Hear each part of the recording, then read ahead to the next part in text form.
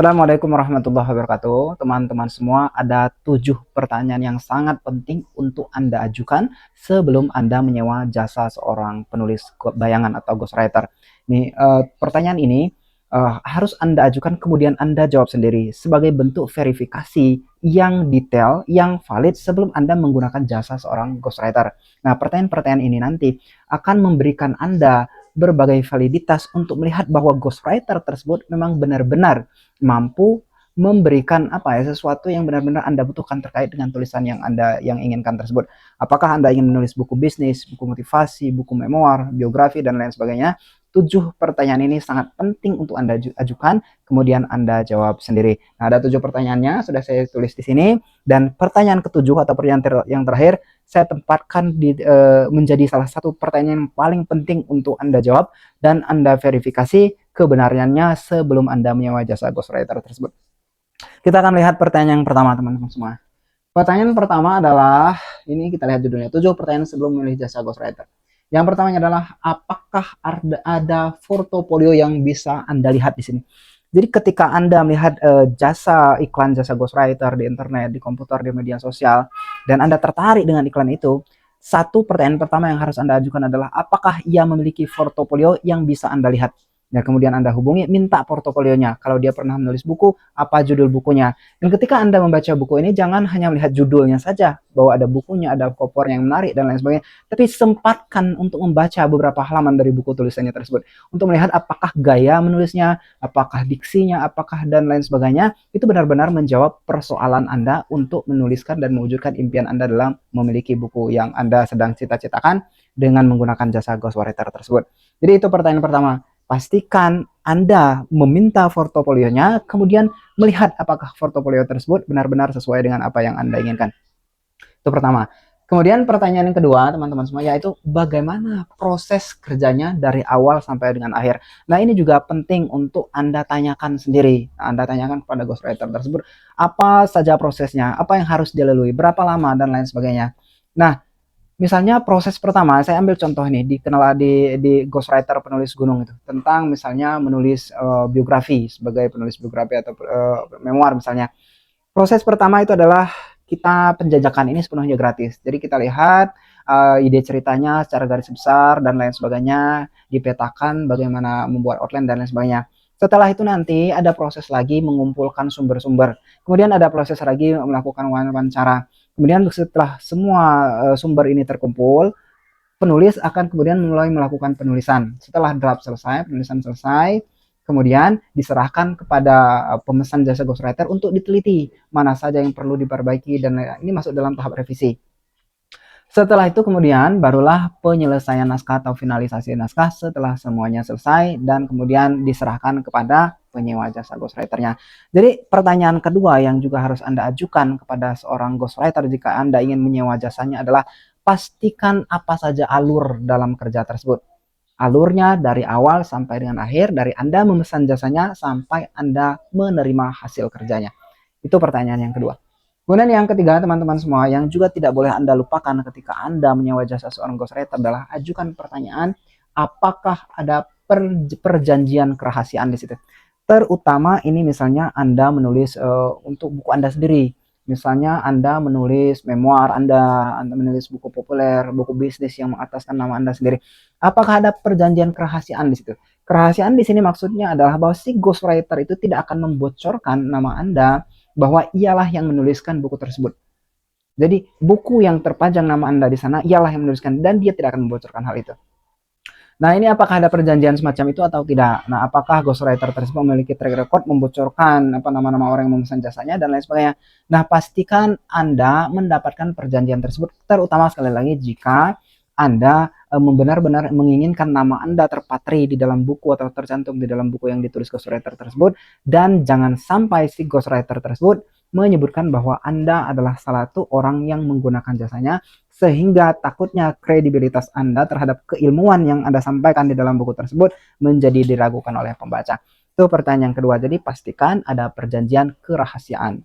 Kemudian yang keempat, teman-teman semua, ketika Anda ingin menyewa jasa ghostwriter, pertanyaan yang juga harus Anda ajukan adalah, berapa kali revisi diperbolehkan. Nah, ini saya punya cerita ini. Saya pernah menulis sebuah buku yang ternyata konsep penulisannya itu salah. Jadi sudut pandangnya salah. Jadi seharusnya pakai sudut pandang A misalnya. Ternyata dalam obrolan itu kita sepakat untuk menggunakan sudut pandang B.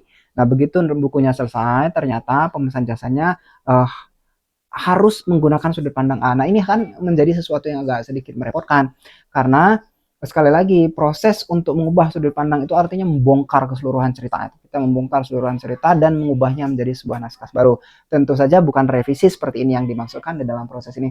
Revisi di dalam proses penulisan itu adalah revisi-revisi minor biasanya. Kesalahan data sedikit, kemudian kejadian yang tidak serupa atau lain-lain halnya. Tetapi konteksnya ini adalah revisi-revisi minor. Jadi revisi-revisi kecil yang harus diperbaiki oleh si ghostwriter tersebut untuk mendapatkan naskah yang lebih sesuai dengan keinginan Anda. Ini bukan revisi-revisi besar seperti mengubah sudut pandang tadi atau mengubah keseluruhan sebagai besar jalan cerita dan lain sebagainya. Jadi itu berapa kali revisi yang diperbolehkan, apakah 2 kali, 3 kali, 4 kali, dan 5 kali. Itu juga harus Anda tanyakan supaya Anda nyaman ketika memesan jasa ghostwriter tersebut. Selanjutnya pertanyaan ke-6. Apakah bisa berkomunikasi secara intens dengan ghostwriter tersebut selama proses penulisan? Nah, kadang-kadang ada ghostwriter itu yang teknik bekerjanya itu setelah Anda membayar jasanya 50% kah, 30%, kemudian ia mendapatkan semua sumbernya, ia akan menghilang tuh, tidak bisa dihubungi, kemudian hadir kembali dengan naskah buku Anda 3 bulan kemudian, 4 bulan kemudian, atau 5 kemudian. Dalam proses ia menulis ini, ia tidak mau diganggu. Ia hanya berfokus pada naskah Anda, kemudian menuliskannya dan selesai. Tapi ada juga ghostwriter yang tetap Anda bisa hubungi. Nah, tetap Anda bisa hubungi termasuk penulis gunung. Penulis gunung menerapkan sistem seperti ini. Jadi ketika Anda memesan jasa saya sebagai seorang penulis untuk menuliskan buku-buku Anda tetap bisa menghubungi saya dalam proses penulisan tersebut. Misalnya Anda ingin memverifikasi, ini untuk data ini saya butuh sedikit dijelaskan seperti ini. Atau pada bagian ini tolong sampaikan kesan-kesan seperti ini. Nah, itu Anda bisa gunakan juga seperti itu. Kalau biasanya di penulis gunung sendiri, saya perlu memverifikasi data-data yang saya peroleh sebagai sumber penulisan untuk ditanyakan kepada pemilik kisah tersebut. Misalnya saya menulis biografi, apakah peristiwanya benar-benar terjadi seperti ini, kemudian dipersepsikan seperti ini. Nah, saya tanyakan kepada pemilik ceritanya. Nah, hal-hal seperti ini adalah salah satu wujud dari komunikasi yang intens antara penulis ghostwriter-nya dengan Anda sebagai pemesan jasanya, dan pastikan apakah Anda mendapatkan hal tersebut atau tidak ketika Anda menggunakan seorang jasa ghostwriter. Kemudian pertanyaan yang terakhir teman-teman semua, dan ini yang paling penting, terutama jika Anda menulis memoir, menulis biografi, atau menulis autobiografi Anda sendiri. Pertanyaannya adalah, apakah Anda merasa nyaman berbagi cerita dengan ghostwriter tersebut. Nah, ini tidak mudah ini. Kadang ada orang yang ketika berbicara tentang sesuatu yang sangat personal di dalam dirinya, sesuatu yang menyangkut emosional, sesuatu yang menyangkut masa lalu yang mungkin tidak begitu bagus, sesuatu yang menyangkut tentang hal-hal yang sangat sensitif untuk dibagikan, itu harus diceritakan kepada ghostwriter tersebut. Apalagi ketika Anda menulis memoir. Nah, ini saya juga menuntut hal itu biasanya ketika saya menulis sesuatu yang sifatnya sangat pribadi, itu saya ingin cerita yang sejujur mungkin supaya saya dapat menggunakan bahasa yang tepat, analogi yang tepat, walaupun itu nanti ceritanya tidak disampaikan di dalam buku, tapi saya harus mengetahui konteks cerita secara utuh, secara komprehensif.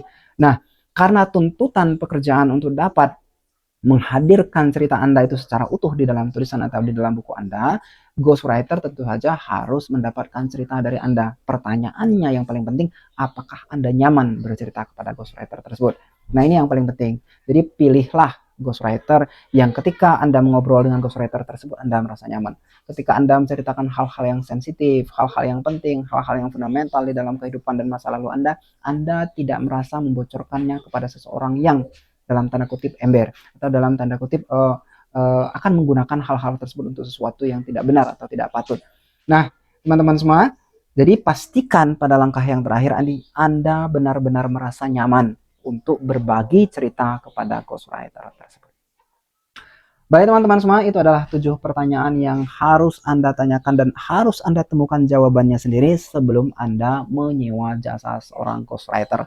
Nah, hal-hal seperti ini juga bisa Anda verifikasi di penulis gunung, karena penulis gunung juga menjadi salah satu penulis profesional yang menjawab pertanyaan ini senyaman mungkin untuk kepentingan bisnis, kepentingan penulisan buku Anda. Dari mulai awal sampai dengan yang terakhir sudah ada bermacam-macam portofolio penulisan yang saya bisa tunjukkan di sini, bagaimana proses penulisan ini kemudian menjadi salah satu solusi untuk menghasilkan buku atas nama Anda sendiri dengan cara yang senyaman mungkin dan menghasilkan kualitas yang terbaik untuk Anda miliki. Oke, itu saja teman-teman semua. Terima kasih banyak atas perhatiannya. Assalamualaikum warahmatullahi wabarakatuh.